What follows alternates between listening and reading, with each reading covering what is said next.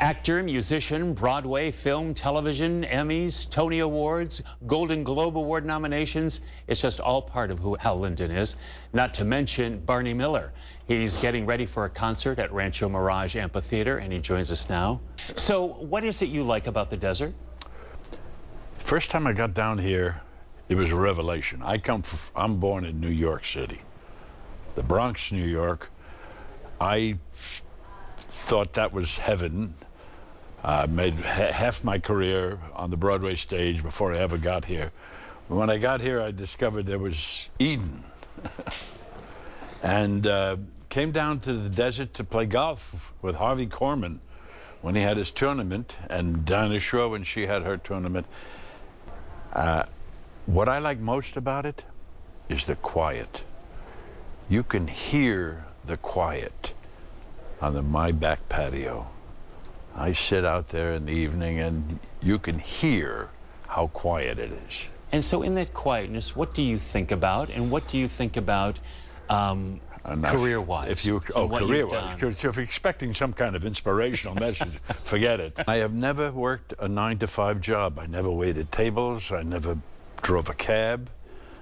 I either played the clarinet or I played a part. How much better can it get?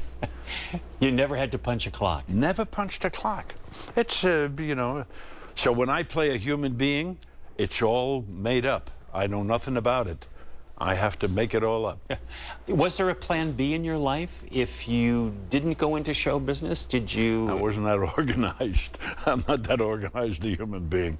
I just went along with the flow and it just kept going, that's all. Of all the jobs you've had, which one do you remember most and like most? Oh, there's too many of them. There's too many. And there, you know, certainly I can tell you which ones had a major effect on my life.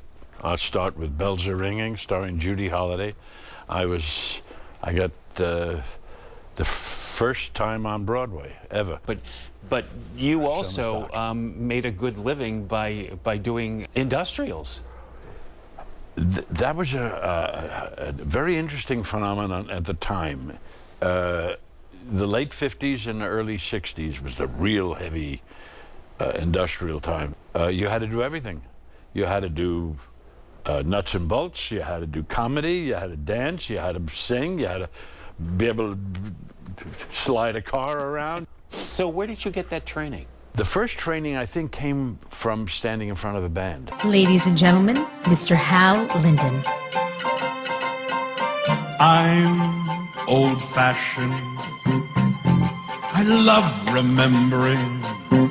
I love the old-fashioned things. I was the personality kid. Maybe not the best of the musicians, so I made sure I knew all the lyrics for all the Broadway shows that were coming in. Then came the Rothschilds.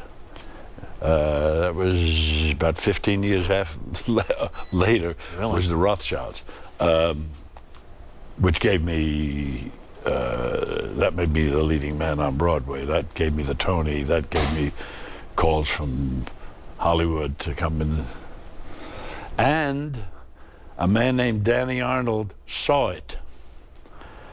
Never came backstage, never sent me a note, but put it in his head, and when he was about to produce something called Barney Miller, and the network said, oh, here's a list of all the people we think would be.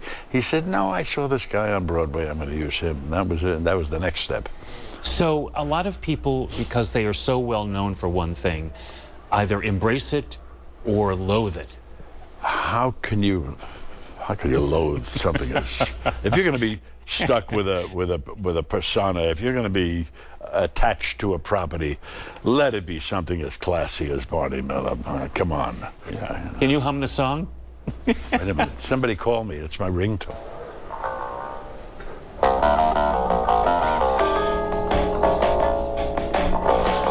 So you're here in the desert to spend a little bit of time with us, to perform. Well, I'll be back on February 9th. February 9th. As the sign says, Barney and me. I'm still looking for, you know, the hit. I'm still looking to be discovered. And I'm going to keep doing it till I get it right. And don't forget, February 9th, February 9th. Rancho Mirage Amphitheater, Yes. on stage. Yes. He'll be doing the soft shoe along with the... Very soft shoe. Thank you.